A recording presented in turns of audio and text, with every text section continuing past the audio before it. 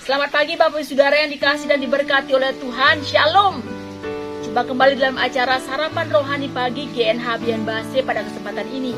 Semoga saya jumpai Bapak Ibu Saudara semuanya dalam keadaan sehat, penuh dengan sukacita dan tetap semangat. Bapak Ibu, sebelum kita mulai akan hari ini, kita akan bersama mendengarkan firman Tuhan. Mari kita berdoa. Selamat pagi Bapak, selamat pagi Tuhan Yesus, selamat pagi ya Roh Kudus. Kami bersyukur ketika pagi hari ini kami boleh bangun dengan tubuh yang sehat, kami diberikan kekuatan yang baru, semua oleh karena kasih dan anugerah-Mu ya Tuhan. Ya Tuhan, sebelum kami memulai hari ini, kami mau mendasari kehidupan kami dengan kebenaran firman-Mu. Sebab kami sungguh percaya bahwa dalam firman-Mu ada kuasa yang sanggup menguatkan, memulihkan keadaan kami. Berfirmanlah ya Tuhan, kami telah siap mendengarkannya. Dalam nama Tuhan Yesus Kristus, firman yang hidup kami berdoa. Amin. Bapak Ibu yang diberkati oleh Tuhan, firman Tuhan pada pagi hari ini, Sabtu 3 April 2021, yang pertama terambil dari Mazmur pasal 105 ayat yang ke-7. Dialah Tuhan Allah kita, di seluruh bumi berlaku penghukumannya. Yang kedua, 1 Petrus 3 ayat 18. Kristus telah mati sekali untuk segala dosa kita. Ia yang benar untuk orang-orang yang tidak benar, supaya ia membawa kita kepada Allah. Demikianlah pembacaan firman Tuhan. Bapak Saudara yang berbahagia adalah setiap kita yang dengan sungguh-sungguh merenungkan firman-Nya, terlebih yang melakukannya. Bapak Saudara dikasih oleh Tuhan, Shalom. Ya, Bapak Ibu, baru kemarin kita mengingat kembali karya pengorbanan Kristus di kayu salib melalui perayaan Jumat Agung, di mana karya terbesar yang dilakukan Allah bagi dunia ini dengan kedatangannya ke dalam dunia melalui Yesus Kristus yang mati di kayu salib untuk menebus dosa-dosa manusia. Nah, Bapak sudah dikasih oleh Tuhan, kita yang sudah ditebus, kita yang sudah diselamatkan, apakah kita masih mau hidup di dalam dosa? Bapak Ibu, ada 3 hal yang ingin saya sampaikan pada pagi hari ini. Bahwa yang pertama, seperti yang disampaikan oleh pemazmur, dialah Tuhan Allah kita, di seluruh bumi berlaku penghukumannya. Artinya bahwa setiap dosa, setiap pelanggaran terhadap perintah Tuhan, besar ataupun kecil, pasti ada konsekuensinya. Seperti dikatakan dalam kitab Roma, bahwa sebab upah dosa ialah maut. Itu jelas sekali. Ya, itu jelas Saudara. Setiap apapun yang kita lakukan, perbuatan dosa kecil besar itu semua ada akibatnya, ada penghukumannya. Segala sesuatunya harus dipertanggungjawabkan. Ya, bangsa Israel ada bangsa pilihan Allah. Ya, mereka menerima perjanjian kekal.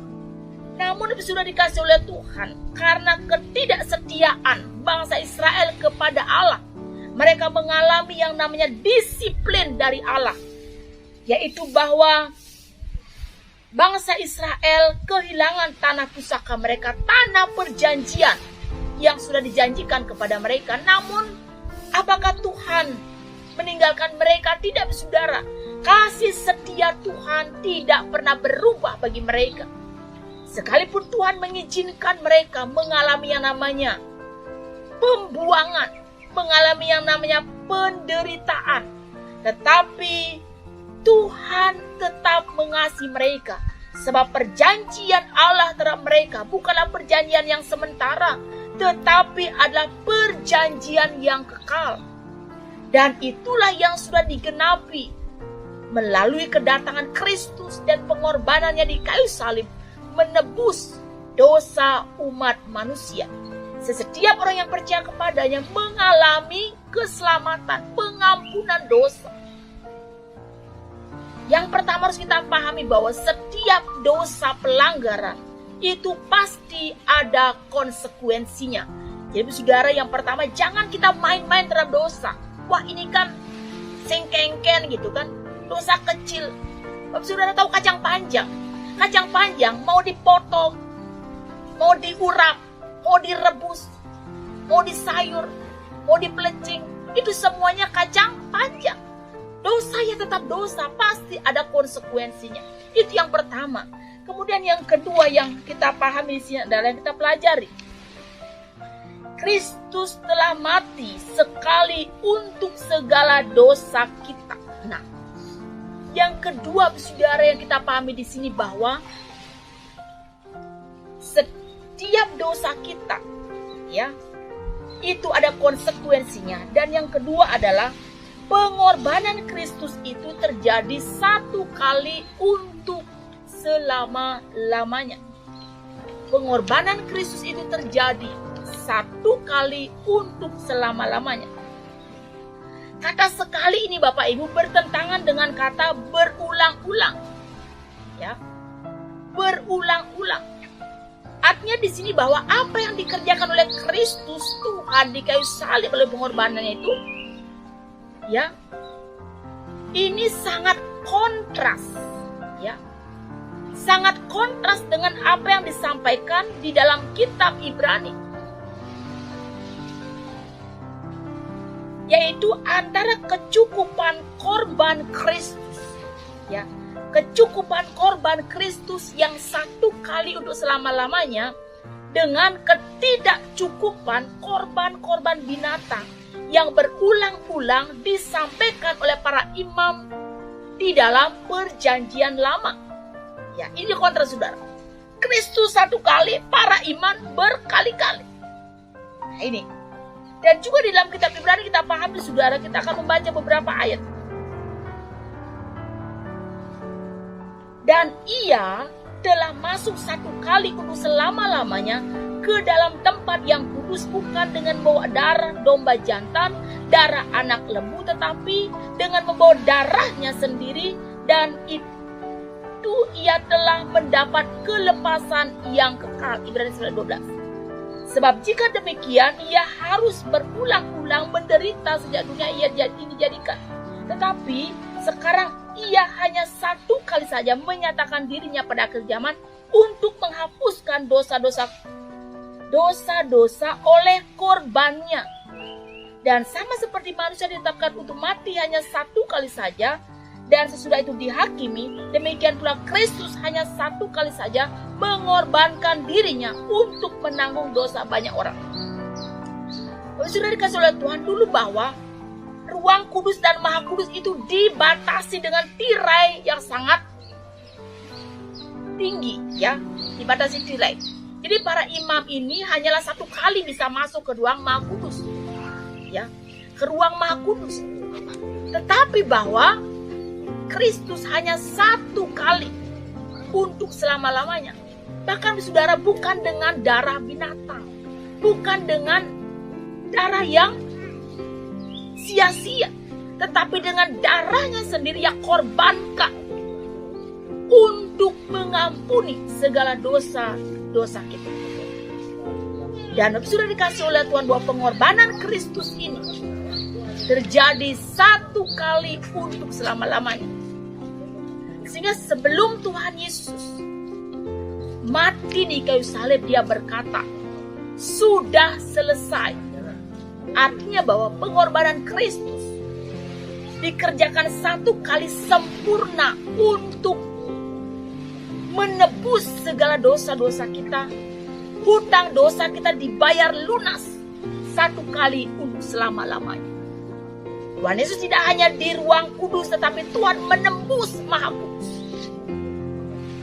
satu kali untuk selama-lamanya. Itu yang kedua, saudara. Kemudian yang ketiga, bahwa pengorbanan Kristus itu menggantikan posisi kita. Ya, perhatikan di dalam ayat berikutnya. Ia yang benar untuk orang-orang yang tidak benar, supaya ia membawa kita kepada Allah.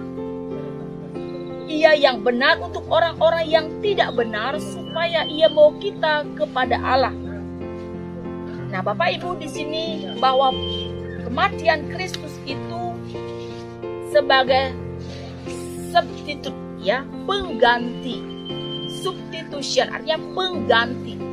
Kita yang seharusnya dihukum, kita yang seharusnya menderita, tapi Kristuslah yang melakukannya di surga.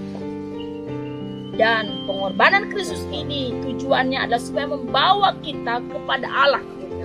Kata kerja yang dipakai adalah prosagain atau prosago, ya. Artinya bahwa melalui pengorbanan Kristus inilah jalan masuk kepada Allah. Kita didamaikan, kita yang tidak benar menjadikan benar, dibenarkan. Oleh karena apa? Iman kepada Tuhan Yesus Kristus. Jadi Bapak Ibu yang dikasihi oleh Tuhan, kematiannya menghapuskan kuasa dosa dan kebangkitannya telah mengalahkan kuasa maut. Nah, sekarang pertanyaannya, kita sudah mengingat akan kematian Kristus yang mengampuni segala dosa kita. Apakah kita masih mau berbuat dosa? Setiap dosa ada konsekuensinya, ada penghukuman, ada penghakimannya. Pengorbanan Kristus satu kali untuk selama-lamanya, sempurna pengorbanannya.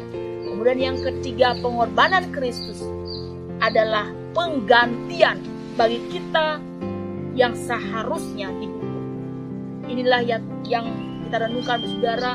Sungguh bahwa pengorbanan Kristus adalah karya terbesar di dalam kehidupan kita. Saat itu untuk kita semua.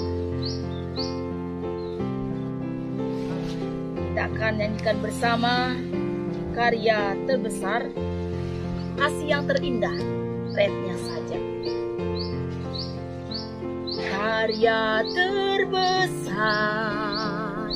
dalam hidupku, pengorbananmu yang selamatkanku. Engkaulah harta yang tak ternilai yang ku miliki dan ku hargai.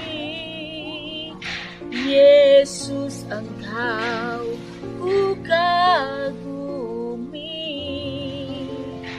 Kita berdoa. Ya Tuhan, hamba-Mu yang terbatas ini berhenti berbicara. Bila kuasa firman-Mu yang tak terbatas itu, ya Tuhan, bekerja lebih jauh lagi dalam hati dan kehidupan kami. Ya Tuhan, kami bersyukur atas pengorbanan-Mu di kayu salib untuk mengampuni dan menebus segala dosa-dosa kami. Pengorbanan Tuhan, karya Kristus di kayu salib adalah karya terbesar bagi kehidupan kami. Oleh sebab itu ya Tuhan, Yesus bilang kuasa Roh Kudus menolong kami semua untuk tidak lagi tinggal di dalam dosa. Kami meninggalkan semua perbuatan-perbuatan dosa kami. Sebab pengorbanan-Mu Tuhan satu kali untuk selama-lamanya. Dan pengorbanan-Mu Tuhan menggantikan kami yang sesungguhnya menerima hukuman. Terima kasih ya Tuhan Yesus yang baik atas pengorbanan-Mu di kayu salib. Berkatlah seluruh umat-Mu ya Tuhan dimanapun mereka berada. Tuhan, Engkau menghampiri setiap mereka. Sekiranya ada yang sakit, Tuhan menyembuhkan mereka. Sekiranya ada yang sedih, Tuhan berikan mereka penghiburan. Sekiranya ada yang berbeban berat dan letih lesu dan tidak punya pengharapan, Tuhan menjumpai mereka dan menguatkan mereka. Ya Tuhan, di tengah situasi pandemi COVID-19 ini kami terus berdoa. Kiranya Tuhan memberkati setiap pribadi, setiap keluarga, setiap rumah tangga dalam pergumulan-pergumulan yang ada. Tuhan, kami percaya bahwa bagi Tuhan tidak ada perkara yang mustahil. Kami percaya bahwa rancangan-Mu Tuhan adalah rancangan berkat, rancangan damai sejahtera bagi setiap umat. Bahkan bagi bangsa-Mu Tuhan, bangsa Indonesia ini Tuhan. Tuhan akan memelihara, menyertai, memulihkan keadaan bangsa kami. Dari Sabang sampai Merauke Tuhan, kami berdoa Tuhan melawan Indonesia dengan damai sejahtera yang datangnya daripada Tuhan. Terima kasih Tuhan Yesus, kami menyerahkan kehidupan kami hari ini ke dalam tangan kuasa-Mu. Di dalam nama Tuhan Yesus Kristus, Allah yang hidup, kami berdoa. Dan biarlah Tuhan memberkati dan melindungi engkau. Tuhan menyinari engkau dengan wajah-Nya dan memberikan engkau kasih karunia. Tuhan menghadapkan wajahnya kepadamu dan memberikan engkau damai sejahtera. Amin. Bapak Saudara, demikianlah sarapan rohani pagi hari ini. Tuhan Yesus memberkati. Shalom.